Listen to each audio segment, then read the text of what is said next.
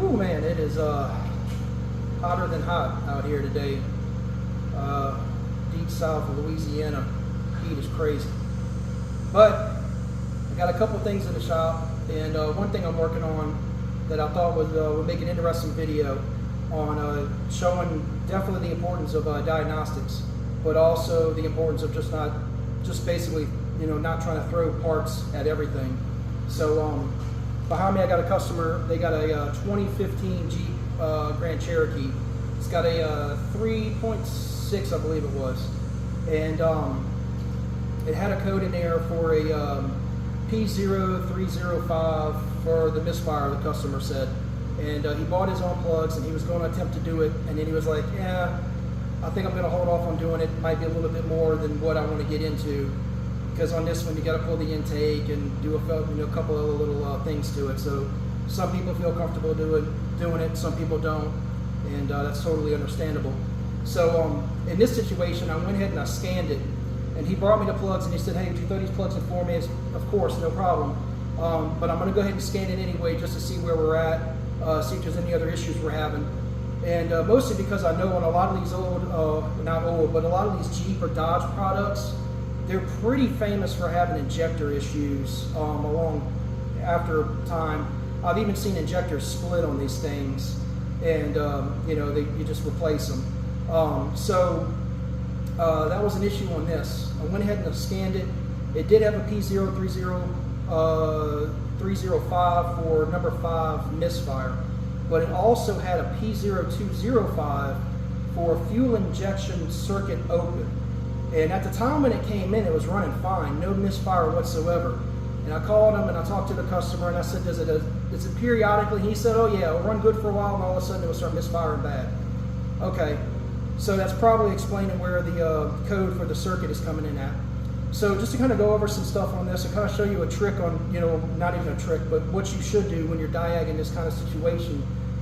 You can definitely just go ahead and put an injector in it if you want to and say, hey, let's change the injector.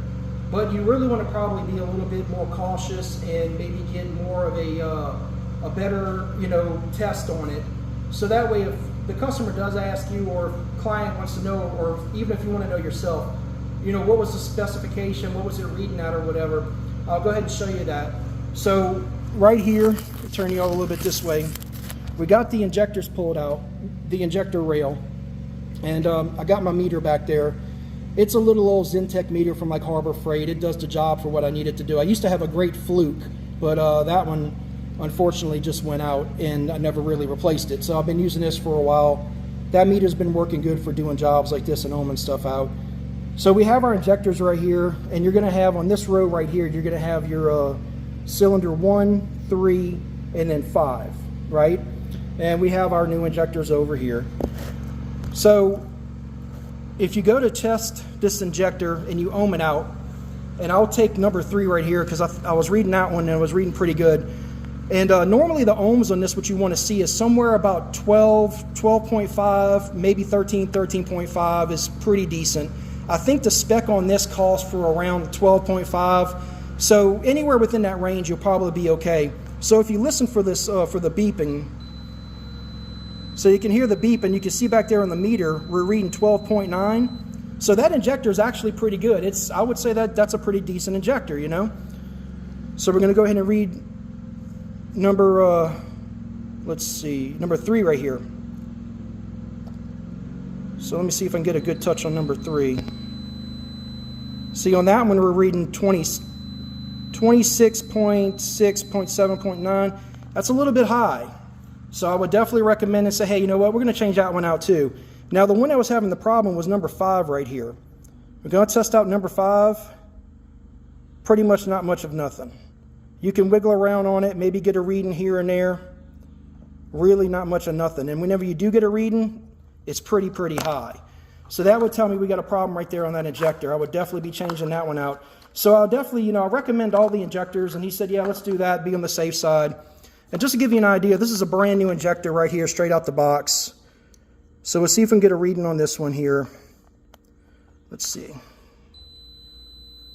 So we got a good reading there, and you're looking at about 12.9, maybe 12.8, 12 point whatever. So that's pretty good. I checked all of those, and those are pretty much reading all across the line right there.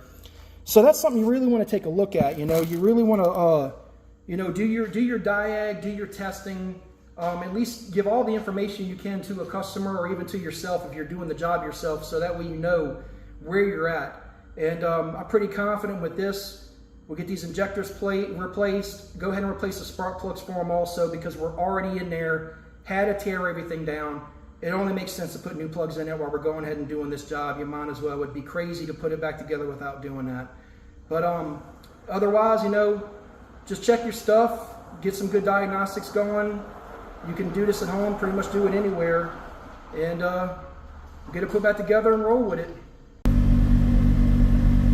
All right, so what we're going to do is, after we do our repair, do our diag, I'm going to verify and see if we have any codes popping. Nope, so we have no faults detected.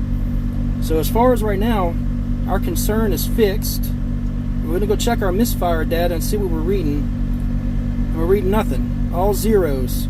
That's what you want to see on misfire, 0. If you have a misfire, it's going to show each time on what cylinder is misfiring, and that's where you can tell what's going on. That's when people say, we're doing a diagnostic. This is diagnostic.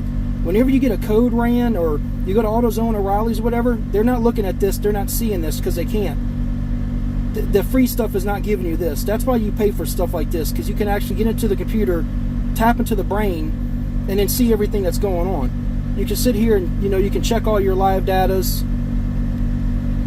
go through all your things right here. It tells you what's going on inside the computer, and it's going to give you an idea of where to go from, what direction you need to go down. But as far as now, everything looks good. Going to take it on a test drive and verify that we're fixed. Alright, so we made it back on the test drive, took it around the block.